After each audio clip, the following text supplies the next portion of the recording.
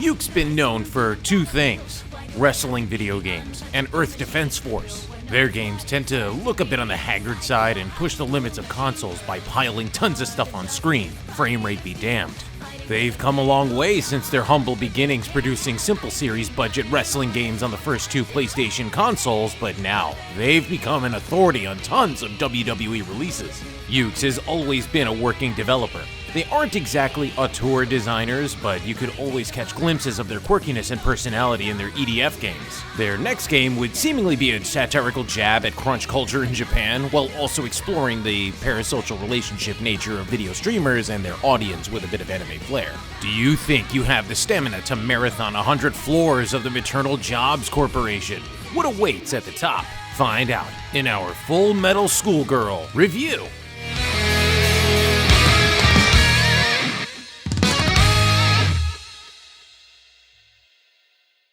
In 2089, Japan has become an industrialized hellscape where the sum of all the worst cyberpunk fears have come true. People are commoditized and become drone-like workers to their corporate overlord. It's gotten so bad that people have become full-on cyborgs to become more efficient workers and guzzle down energy drinks just so they can keep working.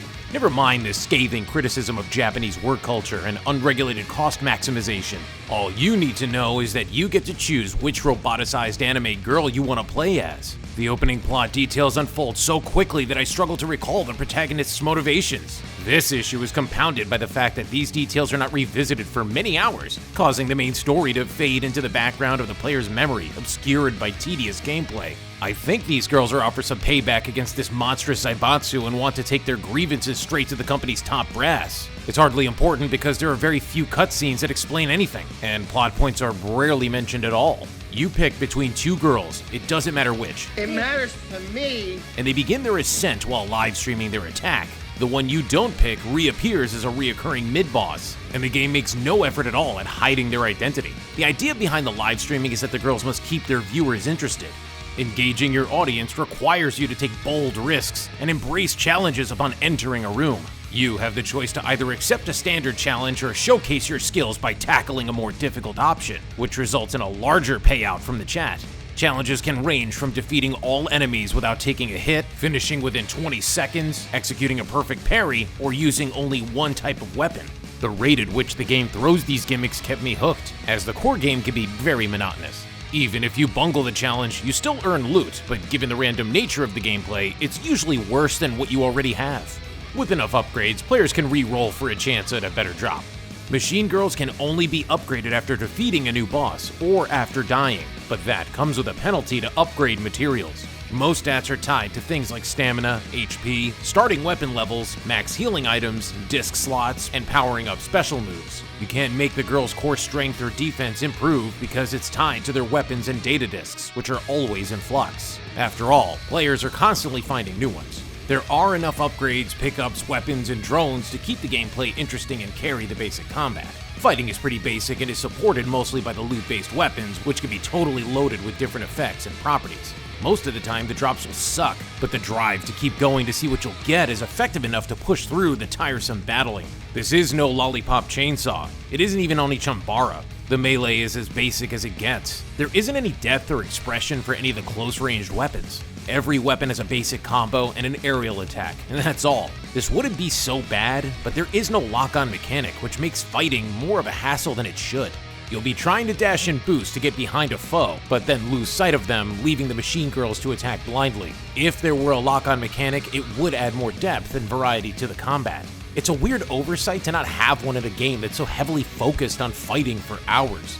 The level design is soul-draining. It's endlessly repeating hallways and boxy rooms where, once in a while, you may have some light platforming challenges. This is a result of being a roguelite, but all I can think of is how I wished Full Metal Schoolgirls had thoughtfully designed stages, and was a shorter game with some set pieces. It all ends up feeling like padding. The melee action may be dull, but at least the shooting feels good. There is a decent amount of different guns, and the randomness of their properties results in weapons that feel like something out of a Borderlands game. While it is true you may find yourself with a lemon, but you're never stuck with one for long, which helps keep the action interesting.